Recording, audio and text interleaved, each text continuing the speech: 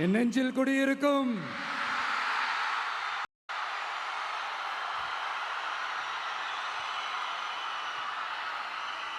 தமிழக மக்கள் உங்கள் அனைவருக்கும் என்னுடைய வணக்கமும் என்னுடைய நன்றிகளும்.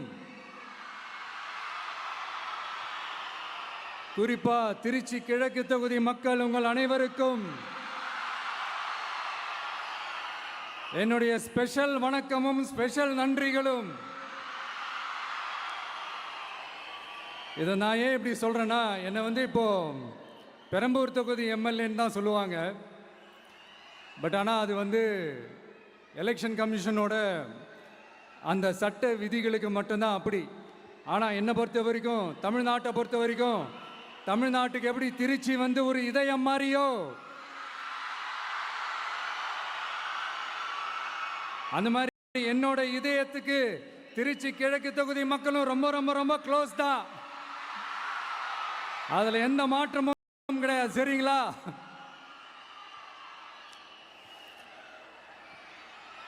ஆட்சிக்கு சில வாரங்கள் கூட ஆகல. 6 மாசம் அமைதியா இருப்போம்னு சொன்னவங்களாம் 6 நாள் கூட அமைதியா இருக்க முடியல. ஆட்சிக்கு 1/2 மணி நேரத்திலே ஆரம்பிச்சிட்டாங்க. பாவம், ஒரு கல்யாண வீட்டிலலாம் போய் புலம்பிட்டு இருக்காங்க. நான் சொன்னதெல்லாம் நடக்குதா? 1 by 1 எல்லா புலம்பல்ஸும். அது மாதிரி இத்தனை வருஷமா மாத்தி மாத்தி உங்களை ஏமாத்திக்கிட்டு இருந்த இந்த 2 பேரையும் வேண்டாம்னு சொல்லி ஒதுக்கிட்டு உங்களுக்காக உண்மையா உழைக்க வந்த உங்க விஜய, உங்க அண்ணனை, உங்க தம்பிய முதல் அமைச்சரா இல்ல முதல் சேவகனா ஆக்கியிருக்கிறீங்க. தலை வணங்கி ஒட்டுமொத்த தமிழக மக்களுக்கும் இந்த நேரத்தில் என்னுடைய நன்றியை தெரிவிச்சுக்கிறேன். இந்த நேரத்தில் எங்களுக்கு ஆதரவு தெரிவித்த அத்தனை இயக்கங்களுக்கும், அத்தனை இயக்கத்தின் தலைவர்களுக்கும் மீண்டும் என்னுடைய நன்றியை தெரிவிச்சுக்கிறேன்.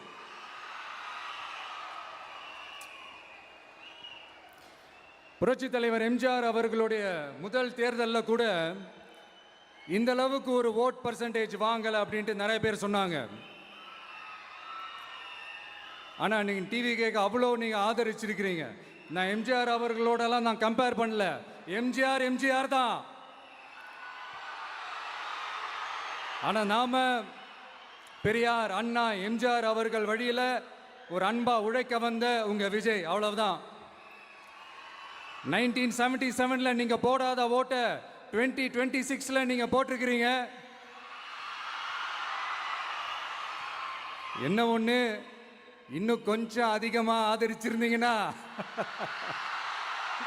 கொஞ்சம் நல்லா வந்திருக்கும்.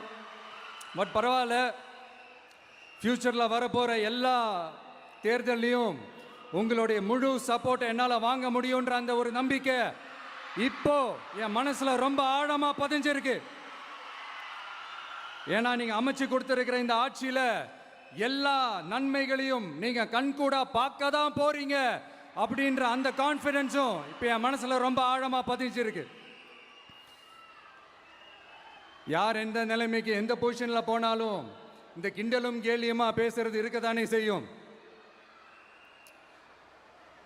நம்மளை பற்றி, நம்ம அரசியலை பற்றி, நம்ம பேச்சை பற்றி இந்த கிண்டலும் கேலியுமா பேசிட்டு தானே இருப்பாங்க. அவங்க எல்லாருக்குமே என் சைட்லேருந்து ஒரே ஒரு ரிக்வெஸ்ட், தயவு செஞ்சு நிப்பாட்டிடாதீங்க. தயவு செஞ்சு கண்டினியூ பண்ணுங்க. நீங்க தான் என்னோட எனர்ஜி ஃபோர்ஸ். நீங்க பேசிக்கிட்டே இருங்க. நான் மக்களுக்கு தேவையான நல்லதை செஞ்சுக்கிட்டே இருப்பேன். அடுத்து இப்போ நம்ம புதுசாக அந்த சூட்லாம் போட்டு வரோம்ல, அதை பற்றி கூட நிறைய பேர், ஏன் நாமெல்லாம் கோட் சூட்லாம் போடக்கூடாதா? அதிகாரம் செய்கிறவங்களும் ஆதிக்க சக்திகளும் மட்டும்தான் கோட் சூட்லாம் போடணுமா என்ன? அப்படிலாம் எதுவுமே கிடையாது. நான் என்ன கலர் கலராவா போட்டு வரேன்? ரெண்டே கலர், நம்ம எல்லாரும் மனசு மாதிரியே பிளாக் அண்ட் ஒயிட். எல்லாத்திலும் பிளாக் அண்ட் ஒயிட்டா இந்த விஜய் இருப்பான் அப்படின்னு காட்டுறதுக்கு தான் அந்த கலர். அடுத்து அந்த பிளாக் கூட யாரை குறிக்கும் எதை குறிக்கும்ன்றது நான் சொல்லி தான் தெரியணும்னு அவசியம் இல்லை, அது உங்களுக்கே நல்லா தெரியும். எல்லாத்துக்கும் இப்படி வழக்கம் சொல்லிக்கிட்டு நசன் பேசுகிற டைப்பும் நம்ம கிடையாது. உங்களுக்கே தெரியும், அதிகபட்சமாக எல்லா மீட்டிங்களும் 20 நிமிஷங்குள்ளே தான் நான் பேசியிருக்கிறேன். அதனால் இப்போ மக்கள் என்கிட்ட என்ன சொல்கிறாங்க அப்படின்னா, இந்தப்பா விஜய், நீ எங்களுக்காக உழைக்கிறதுக்காக வந்திருக்கிற, அந்த வேலையை மட்டும் பாரு, உன்னை பற்றி பேசுகிறவங்கள நாங்கள் பார்த்துக்கிறோம் அப்படின்னு சொல்லிட்டாங்க. சரி, ஆனது ஆச்சு. இப்போ என்ன, உனக்கு எதிரிகளே இல்லையா அப்படின்லாம் கேட்டேன். அப்படிலாம் நான் சொல்ல மாட்டேன், அப்படிலாம் நான் நினைக்கவும் மாட்டேன், அப்படி நினைக்கவும் கூடாது. இப்பவும் சொல்கிறேன், அரசியல் ரீதியாக சொல்கிறேன், 2 பேருக்கு நடுவில் தான் போட்டியே. ஒன்று, இன்னொன்று எஸ், ஒன்று டிவிக்கு, இன்னொன்று டிஎம்கே. இதுக்கு நடுவில் வேற யாருக்கும் எந்த வேலையும் கிடையாது. ஏதாவது இருக்குன்னு சொல்றீங்க? எலெக்ஷனுக்கு முன்னாடியும் அவங்களுக்கு ஒரு வேலையும் இல்லை, இப்போ எலெக்ஷனுக்கு அப்புறம் சுத்தம். ஆனால் இந்த திமுகவும் மற்றும் பலரும் ஒன்றா சேர்ந்துக்கிட்டு இந்த விஜயோட ஆட்சி வந்துடக்கூடாதுன்னு சொல்லி ஒரு கூத்து ஒன்று பண்ணாங்களே, அந்த கடைசி 5 நாள், அடாடாடாடாடா, நமக்கெல்லாம் ஓஹோ இப்படியெல்லாம் கூட நடக்குமோ என்ன கூத்துங்கிறீங்க. ஆனால் ஃபியூச்சர் என்னவா இருக்குன்றதை மட்டும் இப்போ நான் சொல்கிறேன். உங்களுக்காக உண்மையாக உழைக்க வந்த இந்த விஜயா, இல்லை இந்த விஜயோட ஆட்சி அமைஞ்சிடக்கூடாதுன்னு தடுக்க நினைச்ச ஸ்டாலின் சாரா, அவ்வளவுதான். இதுக்கு நடுவில் வேற யாரும் எந்த அல்லு சில்லும் உள்ள வந்து நம்மளை தடுக்கிறதோ எதிர்க்கிறதோ ஏதாவது பண்ணாங்கன்னா நிர்வாகம் அதுக்கு பொறுப்பில்லை ராஜா, நிர்வாகம் அதுக்கு பொறுப்பில்லை. ரிசல்ட் என்னவா வரும்ன்றது அது உங்களுக்கே நல்லா தெரியும். நம்மளை ஏளனமா பேசுறதா நினைச்சு அவங்களுக்கு ஆப்பு வச்சுக்கிறாங்க. திமுக நம்மளை தடுக்க, திமுக நம்மளை எதிர்க்க, திமுக நம்மளை அவமானப்படுத்த அத்தனையும் நமக்கு நன்மையே.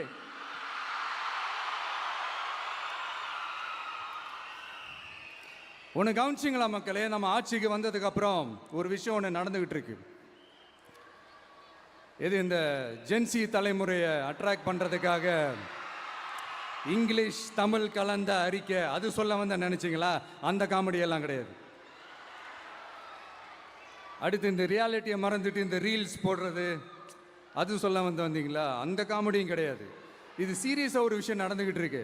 முன்னெல்லாம் சட்டசபையில் யார் பேசுனா நமக்கு என்ன, யார் அடிச்சுக்கிட்டா நமக்கு என்னன்னு இருந்த கூட்டம்லாம் இப்போ சட்டசபையில் என்ன நடக்குது, என்ன பேசிக்கிறாங்கன்றது ரொம்ப உன்னிப்பாக கவனிக்கிறாங்க. கவனிச்சிங்களா?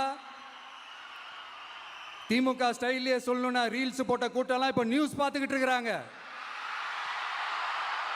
அதில் நமக்கு சந்தோஷம்தான், பெருமை தான்.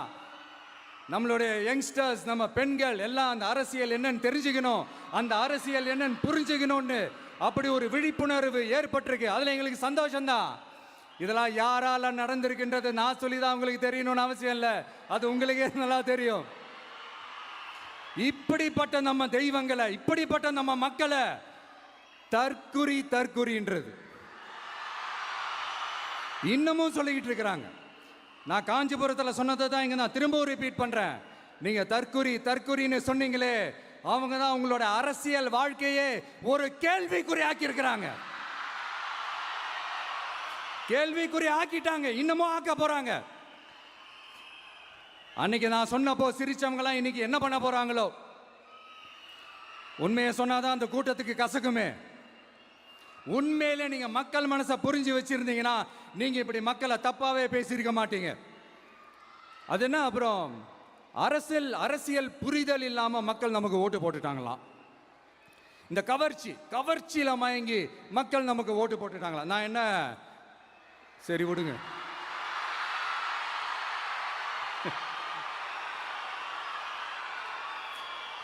மக்கள் அவங்களுக்கு ஓட்டு போட்டா அந்த மக்கள் நல்லவங்களாம். அதே மக்கள் நமக்கு ஓட்டு போட்டா அந்த மக்கள் கெட்டவங்களா? தற்குறியா? இதே மக்கள் தான் இத்தனை வருஷமா உங்களுக்கு ஓட்டு போட்டுட்டு இருந்தாங்க. உங்களுக்கு மட்டும் என்ன வேற ஏதாவது பிளானட்ல இருந்து குதிச்சு ஓட்டு போட்டு போனாங்களா? தற்குறியாமா? தற்குறி நல்லா வருது, வேணான்னு பாக்குறேன். எங்க அண்ணன் விஜயகாந்த் அண்ணன் சொல்ற மாதிரி, அண்ணா அவர்கள் ஆரம்பிச்ச கட்சியை ஒரு அடிமை கூடாரமா ஆக்குனது யாருங்க சார்? இப்படியெல்லாம் ஆக்கிட்டு உண்மையை சொல்லு உடன்பிறப்பேவா. உங்களோட அந்த உண்மையான உடன்பிறப்புக்கெல்லாம் என்ன சொல்றாங்க தெரியுமா சார்? திமுக இப்படி ஆனதுக்கு காரணம், அந்த காரணத்தை வெளியிலலாம் போய் தேடாதீங்க, உங்க குடும்பத்துக்குள்ளேயே கேளுங்கிறாங்க. உங்களுக்காக மாடா உழைச்சி தேஞ்சு போய் கிடக்கிறோம். திமுக இப்படி ஆனதுக்கு காரணம் உழைக்காம சொகுசா இருக்கிற உங்க குடும்பத்துக்குள்ளேயே போய் கேளுங்கிறாங்க. ஒவ்வொரு திமுக தொண்டனும் அதை சொல்றாங்க. அதை புரிஞ்சிக்காம நம்மளையும் நம்ம மக்களையும் தப்பா பேசிக்கிட்டு, நீங்க மக்களை தப்பா பேசுனீங்கன்னா இந்த விஜய் வந்து கேள்வி கேட்பான், சும்மா இருக்க மாட்டான். இந்த விஜயும் தமிழ்நாட்டு மக்களும் வேறு வேறு இல்லை. இந்த விஜய் தான் தமிழ்நாட்டு மக்களோட ஒரு உண்மையான ஒரே பிரதிநிதி. இது இன்னைக்கும் சரி, நாளைக்கும் சரி, நாளன்னைக்கும் சரி, இதுதான் நிஜம். மறுபடியும் சொல்றேன், நமக்கும் மக்களுக்கும் இடையே இருக்கிற இந்த பூர்வ ஜென்ம பந்தத்தை, அந்த உறவை ஏதோ இந்த சதிகள் சூழ்ச்சிகள் பண்ணி யாராலையும் எதுவும் கெடுக்கவே முடியாது. கெடுக்க ட்ரை பண்ணீங்க. நம்ம ஆட்சிக்கெல்லாம் வரதுக்கு முன்னாடி என்ன சதிகள், என்ன சூழ்ச்சிகள், என்னென்னலாம் பண்ணி எப்படியெல்லாம் தடுத்துடலான்னு. ஆனால் இப்போ ஆட்சிக்கு வந்த இந்த சாமானிய மக்கள் ஆட்சியை நீங்கள் இந்த எதிர்கட்சியாக இருக்கும் போது ஒன்று யூஸ் பண்ணுவீங்களே, இந்த பழைய டெக்னிக்கு, அதெல்லாம் யூஸ் பண்ணி நம்மளையும் மக்களையும் பிரிச்சலாம்னு நினச்சிங்கன்னா அது ஒரு காலம் நடக்காது. மக்கள்லாம் ரொம்ப தெளிவாயிட்டாங்க சார், ரொம்ப தெளிவாயிட்டாங்க. அதனால ஒரு ஆக்கப்பூர்வமான ஒரு எதிர்கட்சியை செயல்பட்டு மக்கள் மனசை வெல்ல பாருங்க. இந்த கடைசி லாஸ்ட் 1 மந்த்தா நடந்த ஒரு சில விஷயங்கள் உங்ககிட்ட நான் ஷேர் பண்ணணும்னு ஆசைப்படுறேன். இந்த 200 யூனிட் மின்சாரம், கட்டணமில்லா மின்சாரம் அறிவிச்சோம். அதில் ஆல்ரெடி இருந்த 100 யூனிட் திமுக கொடுத்தது கிடையாது. மேடம் ஜெயலலிதா மேடம் இருந்தப்போ செஞ்சுட்டு போனது. ஸ்டாலின் சார் பதவி போன அந்த கடுப்பில் அறிக்கையா விட்டு தள்ளிக்கிட்டு இருக்கிறாரு. என்ன பண்ணீங்க உங்களுடைய ஆட்சியில்? மக்கள் பணத்தை, டாஸ்மாக்ல இருந்து அடிச்ச அந்த பணத்தை, ஊழல் செஞ்ச அந்த ஃபைலை க்ளோஸ் பண்றதுக்கு அலையா அலைஞ்சிங்க. ஆனா இந்த விஜய் மக்களுக்கு தொந்தரவா இருக்கிற அதே டாஸ்மாக க்ளோஸ் பண்ணா. விவசாயிகளோட அந்த கடனை தள்ளுபடி மேக்சிமம் இந்த 1 மந்த்ல என்ன செய்ய முடியுமோ அதை செஞ்சான். நீங்க தான் அந்த நிதி சம்பந்தமா இருக்கிற எல்லா கேட்டையும் லாக் பண்ணி வச்சுட்டு போயிருக்கிறீங்க. அதை சரி செய்ய வேணாமா? அதை ஒழுங்குபடுத்த வேணாமா? அதனால மறுபடியும் சொல்றேன், இந்த விஜய் பொய் சொல்லி ஏமாத்துறதுக்காகலாம் அரசியலுக்கு வரல. உங்க கூடவே நிக்கிறதுக்காக மட்டும்தான் அரசியலுக்கு வந்திருக்கிறேன். அதுல எந்த மாற்று கருத்துமே கிடையாது. கவலையப்படாதீங்க விவசாய பெருமக்களே. அடுத்து இந்த சட்டம் ஒழுங்கு, அது சரியில்லை இது சரியில்லைன்னு சொல்லி திமுகவும் மற்றும் பலரும் மாறி மாறி கூவுறீங்க. நான் ஒன்று கேட்குறேன், இந்த மாடல் அரசுன்னு சொல்றீங்களே, அதில் என்ன செஞ்சு வச்சுட்டு போயிருக்கீங்க? ஒரு ஊர் விடாம, ஒரு தெரு விடாம போதைப் பொருள் கலாச்சாரம் அப்படியே ஸ்ப்ரெட் ஆகி கொட்டி கிடக்குது. அது அப்பவே இனிஷியல் ஸ்டேஜ் அதை நீங்க கண்ட்ரோல் பண்ணியிருந்தீங்கன்னா இத்தனை பெண்களை இழக்க வேண்டிய ஒரு சூழ்நிலை ஏற்பட்டிருக்குமா? எல்லாத்தையும் பண்ணிட்டு பழியை தூக்கி ஏன் மேல போடுறாங்க? நீங்க என்ன பழி நம்ம மேல போட்டாலும் மக்கள் நிம்மதியா வாழக்கூடிய அந்த செயலை கண்டிப்பா இந்த விஜய் செஞ்சு தான் காட்டுவான். அதுக்காக தான் எஃபிஷியன்டான போலீஸ் ஆஃபீஸர்ஸ் நான் அப்பாயிண்ட் பண்ணியிருக்கிறேன். எஃபிஷியன்டான அந்த போலீஸ் ஆஃபீஸர்ஸ் டீம் நான் அப்பாயிண்ட் பண்ணியிருக்கிறேன். பெண்கள் பாதுகாப்பான அந்த சிங்கப்பெண் காவல் படை நெக்ஸ்ட் வீக் அதை இனாகரேட் பண்ண போறோம். தப்பு செஞ்சவங்களுக்கான தண்டனை, அதுக்கான சார்ஜ் ஷீட் எல்லாமே ரொம்ப ஃபாஸ்டா, ரொம்ப ஸ்பீடா செய்யறதுக்கான அந்த வேலையை செய்ய சொல்லி இருக்கிறோம்.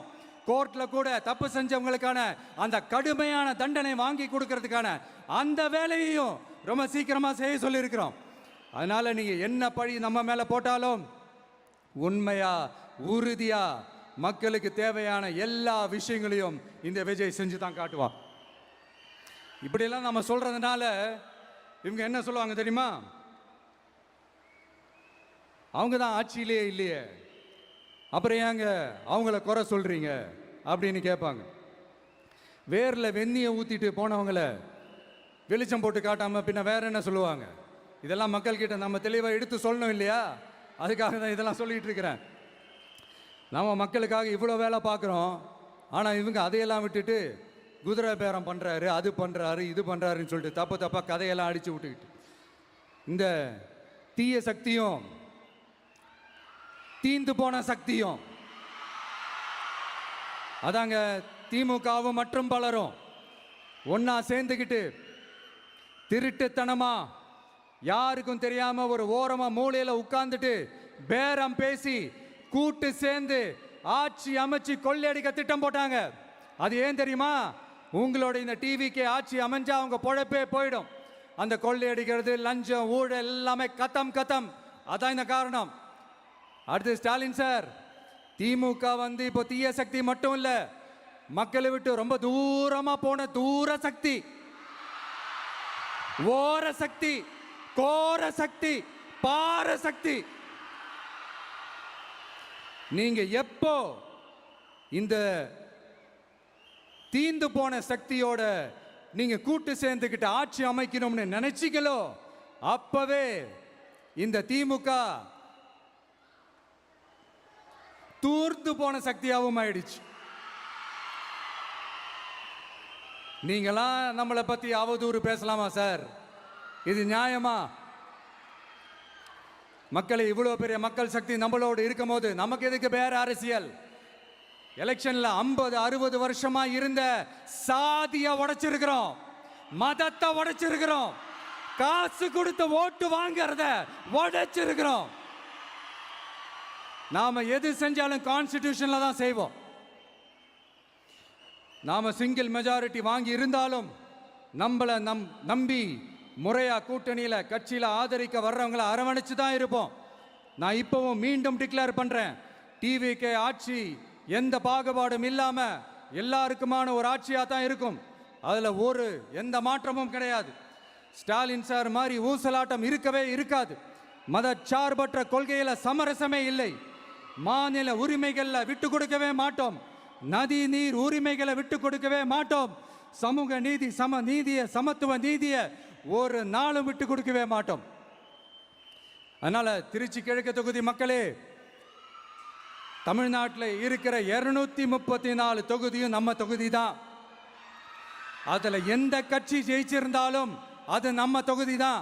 பெரம்பூரா இருக்கட்டும், திருச்சி கிழக்கா இருக்கட்டும், எனக்கு 2 கண்கள் மாதிரி. அதுலயும் திருச்சி கிழக்கு என் செல்ல புள்ள மாதிரி. அதனால வரப்போற இடைத்தேர்தல்ல உங்க வீட்டில் இருக்கிற ஒருத்தரை உங்கள ஒருத்தரை தான் வேட்பாளராக நிக்க வைக்க போறோம். நீங்க எப்படி இந்த விஜய்க்கு ஆதரவு கொடுத்து ஓட்டு போட்டு ஜெயிக்க வச்சீங்களோ அதே மாதிரி வரப்போற இடைத்தேர்தல்ல உங்களுடைய அந்த வேட்பாளரையும் ஜெயிக்க வைப்பீங்கன்ற அந்த ஒரு நம்பிக்கை நான் முழுமையாக தான் நம்புறேன். உங்களுக்காக உழைக்க வந்திருக்கிறேன். உங்களுக்காக எல்லா விஷயத்தையும் நான் பார்த்து செய்வேன். ஊழல் இல்லாத, லஞ்சம் இல்லாத ஒரு ஆட்சியை நான் கொடுப்பேன். I understand. ஒரே நாள் அது நடக்காததான், மேஜிக் இல்லை. பட் ஒரு நாள் அதை நான் நடக்க வைப்பேன். எனக்கு இப்ப வேற எந்த வேலையும் இல்லை உங்களுக்காக உழைக்கிறத தவிர. என் கடன் இனி என் மக்களுக்கு பணி செய்து கிடைப்பதே. மீண்டும் என்னை ஜெயிக்க வச்ச தமிழக மக்களுக்கும் திருச்சி கிழக்கு தொகுதி மக்களுக்கும் மீண்டும் என்னுடைய நன்றியை தெரிவிச்சுக்கிட்டு கான்பிடென்டா இருங்க, நல்லதே நடக்கும், வெற்றி நிச்சயம். மீண்டும் சந்திக்கும் வரை நன்றி, வணக்கம்.